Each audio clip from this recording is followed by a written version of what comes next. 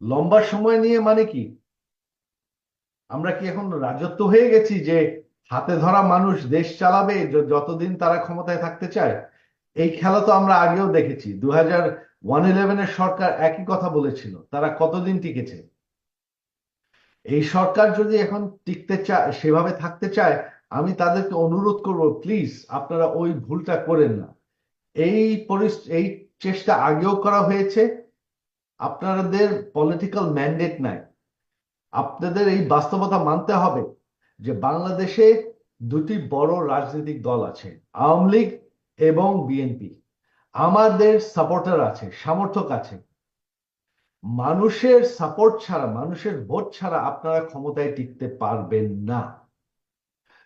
111-এর সরকার চেষ্টা করেছিল যে তারা সংস্কার করবে, শেষমেশ কি হয়েছে?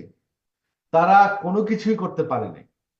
আপনাদের কাছে আমি দাবি করছি, আপনারা প্লিজ এই চেষ্টা করেন না, কারণ যেটা হবে যে আপনারা ব্যর্থ হবেন, আপনাদের বদনাম হবেন, বাংলাদেশের মানুষ আপনাকে রাস্তায় টেনে নামাবে।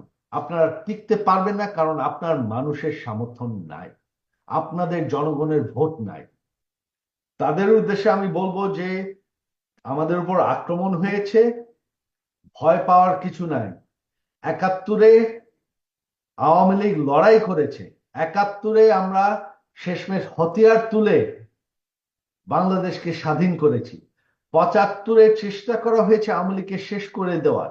আওয়ামী লীগের বড় বড় নেতাদের, সম্পূর্ণ নেতাদের হত্যা করা হয়েছে। তারপরেও আওয়ামী লীগ টিকে আছে। আজকে আওয়ামী লীগ তার চেয়ে অনেক শক্তিশালী পজিশনে আছে। আওয়ামী লীগ এখন এত শক্তিশালী, আমাদেরকে কেউ দাবায় রাখতে পারবে না। আওয়ামী লীগের নেতৃত্বের অভাব নেই।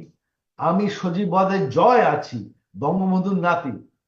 আমি আওয়ামী লীগের সাথে আছি। আওয়ামী লীগকে আমি ফের ক্ষমতায় আনবো। আজকে হোক, কালকে হোক, 4 বছর পর হোক, 5 বছর পরে হোক, আওয়ামী লীগ ফেরত ক্ষমতায় আসবেই আসবে, কারণ আওয়ামী লীগ হচ্ছে বাংলাদেশের সবচেয়ে বড় রাজনৈতিক দল। কেউ আমাদের ঠেকায় রাখতে পারবে না।